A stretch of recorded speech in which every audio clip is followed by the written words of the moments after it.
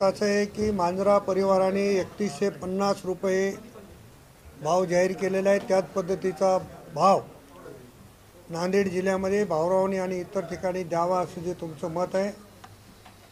खरं तर अशोकराव नेहमी देशमुख मंडळीला दाबण्याचा प्रयत्न करतात, ते दबतात की नाही मला माहिती नाही, पण अशोकरावांना खरंच देशमुखांना दाबायचं असेल तर 3150 पेक्षा अधिकचा भाव देऊन शेतकऱ्यांची दिवाळी साजरी करावी अशा पद्धतीची विनंती आहे। परवा त्यांचं मी एक स्टेटमेंट वाचलं की सहकारी संस्थेमध्ये राजकारण करू नये।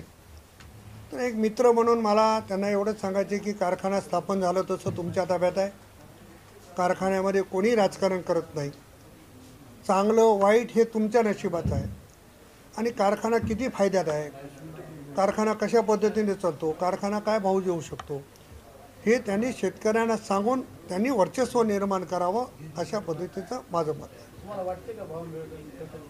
त्यांनी द्यायला पाहिजे की गेले अनेक वर्ष झाले एवढे सत्तेत आहेत आणि सत्तेतला कारखाना म्हणून लोक त्या कारखान्याकडे बघतायत।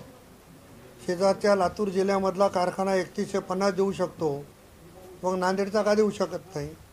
आणि देऊ शकत नसेल तर त्यांनी खुलासा करावा की मी या कारणामुळे देऊ शकत नाही।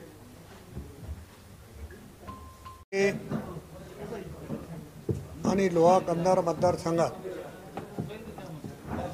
जी मोठ्या प्रमाणावर अतिवृष्टी झाली, त्या अतिवृष्टीच्या संदर्भानं माझ्या सर्व पत्रकार मित्रांनी सर्व बाबी या शासनाच्या निदर्शनास आणण्याचा प्रयत्न केला, त्याबद्दल सर्वांचे आभार मानतो। माझ्या जन्मापासून आजपर्यंत जेवढा पाऊस झाला नाही तेवढा पाऊस दुर्दैवानं लोहा कंधार मतदारसंघाने जिल्ह्यामध्ये आणि महाराष्ट्रामध्ये झाला। 29 तारखेला 6 तासामध्ये 284 मिलीमीटर पाऊस झाला आणि शेतकऱ्यांचं होतंच्या नव्हतं झालं। त्यानंतर सातत्यानं 3 महापूर आले। परवाला 124 मिलीमीटर पाऊस 3-4 तासामध्ये झाला। त्यामुळे शेतकऱ्यांचं प्रचंड असं नुकसान झालं, अनेकांची जनावरं दगावली, थोड्याफार म्हणजे जीवितहानी पण थोडी नैसर्गिकदृष्ट्या झाली। दुर्दैवानं लोहा शहरासारख्या शहरामध्ये 100-150 मोटरसायकली होऊन गेल्या।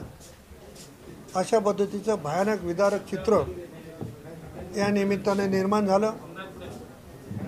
मी एक कार्यकर्ता म्हणून सकाळी 6 वाजल्यापासून ते जेवढे गावं शक्य होतील त्या ठिकाणी जाणं, धीर देण्याचा प्रयत्न केला, पण धीर देण्याच्या पलीकडचीही परिस्थिती निसर्गानं निर्माण केली। तेव्हा शासनाने या शेतकऱ्यांना धीर दिला पाहिजे, शासनाने तातडीची मदत जाहीर केली पाहिजे अशा पद्धतीची विनंती मी माननीय मुख्यमंत्री फडणवीस साहेब, माननीय उपमुख्यमंत्री आदरणीय दादा, आदरणीय शिंदे साहेब आणि सरकारकडे करणार आहे। यापूर्वी निवेदनाद्वारे माझं मत मी त्या ठिकाणी व्यक्त केलेलं आहे। आता कशाचीही वाट न पाहता सरकारने ओला दुष्काळ जाहीर केला पाहिजे अशी माझी आग्रहाची एक कार्यकर्ता म्हणून विनंती राहणार आहे।